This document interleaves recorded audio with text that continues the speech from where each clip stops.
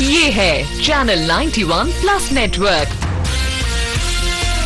और आप देख रहे हैं न्यूज 91। न्यूज 91, आवाज हम सबकी। नमस्कार, मैं हूं अब्बास अली रिजवी और आप देख रहे हैं न्यूज 91 राजस्थान। न्यूज 91 के खास शो हेलो डॉक्टर में आपका स्वागत है। हेलो डॉक्टर में हम विशेषज्ञों से बात करते हैं और जानते हैं किस तरह के रोग और उनके लक्षण क्या होते हैं और किस तरह से उन्हें क्योर करने के लिए इंसान को अवेयर होना चाहिए। हम आज आपको मिलवाने वाले हैं अहमदाबाद के जायडस हॉस्पिटल की मशहूर कैंसर रोग विशेषज्ञ।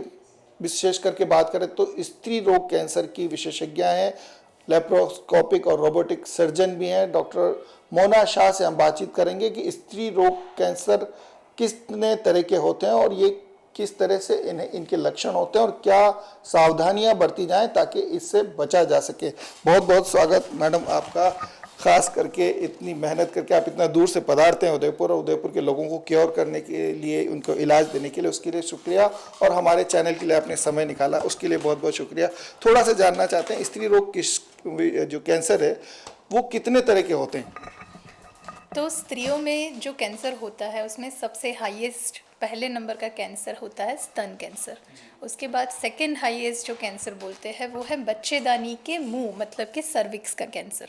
उसके अलावा बच्चेदानी का कैंसर होता है, आसपास जो अंडेदानी ओवरी होती है ओवरी का कैंसर होता है, वजाइना या बाहर की जो स्किन है जिसको वल्वा बोलते हैं उसका कैंसर भी हो सकता है।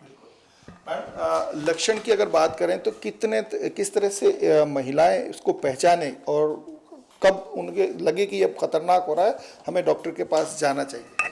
तो सबसे पहले तो लक्षण एक्चुअली जब कैंसर बढ़ जाता है तब आते हैं। अनफॉर्चुनेटली कोई भी कैंसर ले लीजिए, शुरुआत में उसमें लक्षण चिन्ह नहीं होते। जैसे स्तन कैंसर की बात करें तो साधारण सी एक गांठ होती है जिसमें पेन नहीं होता, तो छोटी गांठ होती है, कभी कभी निप्पल से स्त्राव आना, कभी कभी स्किन चेंजेस होना। गायनेक जो कैंसर की बात करें, बच्चेदानी अंडेदानी, तो उसमें मेनली माहवारी के हिसाब से पीरियड्स हैवी आना या इरेगुलर हो जाना, पेट फूल जाना। सो हर एक कैंसर के लक्षण अलग अलग होते हैं। ओवरी के कैंसर की बात करें तो उसमें कोई स्पेसिफिक लक्षण नहीं है, भूख कम लगना, उल्टी होना, वज़न कम होना, वैसे लक्षण होते हैं।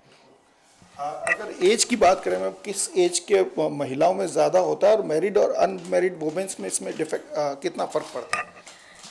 गायनेक के अलग अलग कैंसर अलग अलग उम्र में हो सकते हैं। ओवरी का कैंसर हमने 8-10 साल की छोटी बच्चियों में भी देखा है और महिलाओं में उम्र 50 के बाद भी देखा है, स्तन कैंसर भी। अभी हम कहें तो कैंसर पहले तो यंग एज में भी काफ़ी कॉमनली हो रहा है। हम 30 इयर्स में भी अब कैंसर देख रहे हैं। पहले हम सोचते थे कि कैंसर मतलब 50 के बाद, मेनोपॉज के बाद होता है, ऐसा अब नहीं रहा है। हर एक महिला को अब कैंसर होने के रिस्क है। हालांकि स्तन कैंसर है तो 40-50 की उम्र में होता है। बच्चेदानी के जो कैंसर है वो यूजुअली मेनोपॉज के अराउंड होते हैं। बच्चेदानी के जो मुंह का सर्विक्स का कैंसर है यूजुअली 30 से लेके 45 साल में ज़्यादा कॉमनली होता है। अगर लक्षणों की बात करें मैम, आजकल महिलाओं में खास जो एक चलन बढ़ता जा रहा है व्यसन का, स्मोकिंग की बात करें, ड्रिंकिंग की बात करें, ये कितना इफेक्ट करते हैं इस तरह के कैंसर को? हर एक नॉट ओनली कैंसर, अब डायबिटीज़ ले लो, हाइपरटेंशन ले लो, मेंटल डिप्रेशन ले लो, हर एक डिसीज़ और इवन कैंसर में जो भी व्यसन है वो हार्मफुल है। Alcohol, tobacco, chewing, smoking definitely is injurious. More than that, female में जो कैंसर है वो मेनली ओबेसिटी में, दस्विता की वजह से भी होता है। अगर आपकी लाइफस्टाइल एक्टिव नहीं है, वज़न ज़्यादा है, डायबिटीज़ है, तो उससे भी कैंसर के रिस्क बढ़ जाते हैं। इनफर्टिलिटी का क्या संबंध है इस तरह के कैंसर में? अगर कोई महिला को इनफर्टिलिटी की प्रॉब्लम हुई तो कितना संभावना इस तरह के कैंसर की उनमें रहती है? इनफर्टिलिटी जिनको है उनको स्तन का कैंसर, यूट्रस का कैंसर, ओवरी का कैंसर का रिस्क बढ़ जाता है। उनको ज़्यादा कॉमनली होता है जिनको इनफर्टिलिटी है। एक कैंसर का बहुत ज़्यादा जिक्र हुआ है मैडम, सर्वाइकल कैंसर को लेके, वो क्या होता है और उसको प्रिवेंशन को लेके कुछ इंजेक्शंस वगैरह की बातचीत चली थी, उसको वो किस तरह का इंजेक्शन होता है और कब इन महिलाओं को लगवाना चाहिए? सो सर्वाइकल कैंसर जो मैंने बोला गर्भाशय के मुंह का कैंसर है, तो वो कैंसर बेसिकली एचपीवी वायरस जो एक है उसके इन्फेक्शन से होता है। वो जो एचपीवी वायरस है वो बेसिकली संबंध, शारीरिक संबंध से, सेक्सुअल एक्टिविटी से स्प्रेड होता है। जो ये कैंसर है उसको प्रिवेंट कर सकते हैं, दो चीज़ें करनी होती है उसके लिए। जैसे आपने बोला वैक्सीन बहुत सालों से अवेलेबल है, हालांकि हमारी अवेयरनेस जस्ट अभी अभी हो रही है कि वैक्सीन अवेलेबल है। सो एचपीवी कैंसर की वैक्सीन आइडियली जो यंग गर्ल्स है, छोटी बच्चियां हैं 9 ईयर्स से 14-15 ईयर्स, वो आइडियल एज है उसको वैक्सीन देने के लिए। 25 साल की उम्र तक भी दे सकते हैं। हालांकि वो वैक्सीन 45 इयर्स की महिला तक में अप्रूव्ड है, पर आइडियली उसमें बहुत फ़ायदा नहीं करती है। तो आपकी उम्र अगर 25 से ज़्यादा है तो गायनेकोलॉजिस्ट की सलाह लेके लेना चाहिए। पर यस, ये वैक्सीन अवेलेबल है, हर एक बच्ची को देनी चाहिए। दूसरी एक चीज़ होती है पैप्समियर टेस्ट, जो कि एक रूटीन चेकअप है। लक्षण पे मत वेट करिए। ये जो पैप्समियर है, जो वजाइनल डिस्चार्ज है, उसको हम रिपोर्ट में भेजते हैं जिसको पैप्समियर बोलते हैं। आइडियली हर एक महिला को 25 साल की उम्र के बाद हर 2 से 3 साल में एक बार ये पैप्समियर टेस्ट करानी चाहिए। अगर वैक्सीन लेते हैं, पैप्समियर कराते हैं, तो हम 80% वो कैंसर से बच सकते हैं, उसको प्रिवेंट कर सकते हैं, या तो शुरुआती स्टेज में पकड़ सकते हैं ताकि उसका इलाज कम्प्लीटली होके क्योर कर सके।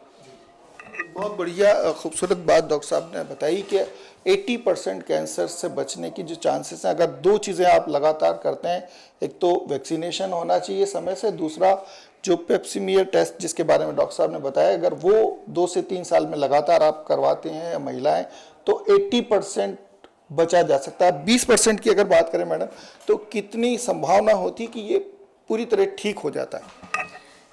हर एक कैंसर, कोई भी कैंसर है, एक लॉजिक है कि 4 स्टेज होते हैं हर एक कैंसर में। अगर वो कैंसर पहले स्टेज में पकड़ में आता है तो वो ट्रीटमेंट भी इजी रहती है। कभी कभी ऐसा होता है कि सर्जरी मात्र से इलाज हो जाए, कीमो या रेडिएशन की ज़रूरत भी ना पड़े, और पहले स्टेज का है तो वो क्योर भी हो जाता है। जैसे जैसे स्टेज बढ़ता है वो ट्रीटमेंट भी तकलीफ देन होती है, और वो कैंसर वापस आने के रिस्क भी बढ़ जाते हैं, और क्योर नहीं होता। फिर हम उसको बोलते हैं कि हम उसको कंट्रोल कर सकते हैं। चलते चलते थोड़ा सा दर्शकों को ये बताइए किस तरह के वो लोग अपने खान पान में ध्यान रखें, क्या चीज़ों की सावधानियां रखें ताकि इससे और बचने की संभावनाएं बढ़ सकें। खाली खान पीन या हेल्दी लाइफस्टाइल से कम्प्लीटली प्रिवेंट तो नहीं कर पाते। डेफिनेटली इट हेल्प्स कि व्यसन ना करें, वेट कंट्रोल रखें, हेल्दी लाइफस्टाइल है, एक्टिविटी, एक्सरसाइज है, उससे हम काफ़ी कैंसर और बाकी रोगों को डेफिनेटली प्रिवेंट कर सकते हैं। व्हाट इज़ इम्पॉर्टेंट इज़ कि जो रूटीन चेकअप कराना चाहिए।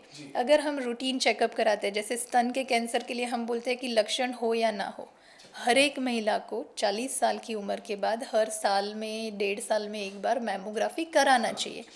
तो सारा जो रूटीन चेकअप है उससे क्या फ़ायदा होता है कि तुरंत हम पकड़ सकते हैं, शुरुआती स्टेज में पकड़ सकते हैं और उसको क्योर कर सकते हैं। अभी तो ट्रीटमेंट भी काफ़ी एडवांस हो गई है हर एक कैंसर की, ताकि उसमें बहुत तकलीफ़ें नहीं होती। जैसे सर्जरी में भी बात करें तो पहले के ज़माने में जैसे पेट पूरा काट के ओपन सर्जरी होती थी, जो अभी भी करनी पड़ती है कुछ कैंसर में, पर लेप्रोस्कोपी और रोबोटिक सर्जरी भी उपलब्ध है। जैसा कि उन्होंने बताया कि इस कैंसर के क्षेत्र में जो नई प्रगति हुई है वो हुई है लेप्रोस्कोपी सर्जरी की और साथ ही रोबोटिक सर्जरी की। आइए जानते हैं ये दोनों में क्या खासियत हैं और क्या राजस्थान में कहीं पर इस तरह की सेवाएं उपलब्ध हैं। जी लेप्रोस्कोपी एंड रोबोटिक सर्जरी, जो हम पहले जानते थे कि पेट पूरा काट के ओपन सर्जरी करते थे, अभी लेप्रोस्कोपी और रोबोटिक सर्जरी को हम की होल या तो मिनिमम इन्वेजिव सर्जरी बोलते हैं, जिसमें पेट पूरा नहीं काटना पड़ता। पेट पे 3 से 4 छोटे छोटे कट लगते हैं,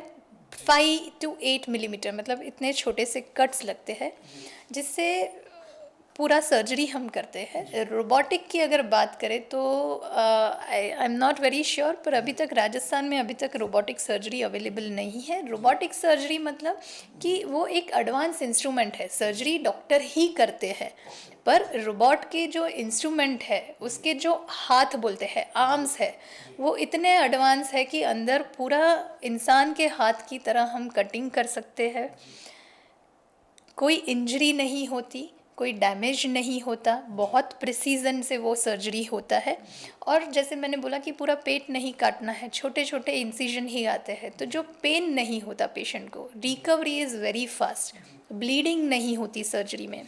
जैसे इवन बड़ी कैंसर की सर्जरी हम करते हैं तो भी 2 दिन में पेशेंट को हम छुट्टी करते हैं, वो तीसरे दिन आराम से अहमदाबाद से उदयपुर खुद की कार में बैठ के ट्रैवल करके आ सकते हैं। चौथे दिन घर में वो चाय बनाते हैं, कैंसर का इतना बड़ा ऑपरेशन करने के बावजूद भी। सो वो बहुत ही एडवांस एंड पेशेंट के लिए बहुत ही लाभदायक टेक्नोलॉजी है। सो अगर कभी भी आपको कैंसर सर्जरी कराने की सलाह मिलती है तो always you can discuss with your doctor कि अगर वो लेप्रोस्कोपी या रोबोटिक सर्जरी के द्वारा हो सकती है कि नहीं। तो ये थी जायडस हॉस्पिटल की मशहूर गायनोकोलॉजिस्ट या स्त्री रोग कैंसर विशेषज्ञ डॉक्टर मोना शाह साहिबा, जो हर महीने उदयपुर तशरीफ़ लाती हैं और उदयपुर के मरीज़ों को इलाज देने की जो है उनकी सेवाएं लगातार जारी हैं। उनसे जिस तरह से आपने जाना कि क्या संभावना है कि हम इस तरह के जो कैंसर से बचा जा सकता है, जिस तरह के जो सलाह दी है अगर आप उस पर अमल करेंगे तो संभावना है कि बहुत ज़्यादा संभावना है कि आप इस तरह के कैंसर से बच सकते हैं। अगर आप किसी तरह के सवाल पूछना चाहते हैं, डॉक्टर मोना शाह से मिलना चाहते हैं, तो उदयपुर के जो अनिल क्लिनिक में आप तशरीफ़ लाती हैं। हर महीने के एक सैटरडे के बारे में भी आप जानकारी ले सकते हैं। डॉक्टर राजकुमार जी हैं जो इनकी सारी जो व्यवस्थाओं को देखते हैं, उनके नंबर हम आपको अपने स्क्रीन पर फ्लैश करके बताते हैं ताकि आप उनसे संपर्क कर सकते हैं, सलाह ले सकते हैं और अगर इस तरह की किसी बीमारी से जूझ रहे हैं तो उसकी चिकित्सा लेकर स्वस्थ होने के रास्ते पर आगे बढ़ सकते हैं। दीजिए इजाज़त पूरी न्यूज़ 91 टीम को और देखते रहिए न्यूज़ 91 राजस्थान। नमस्कार।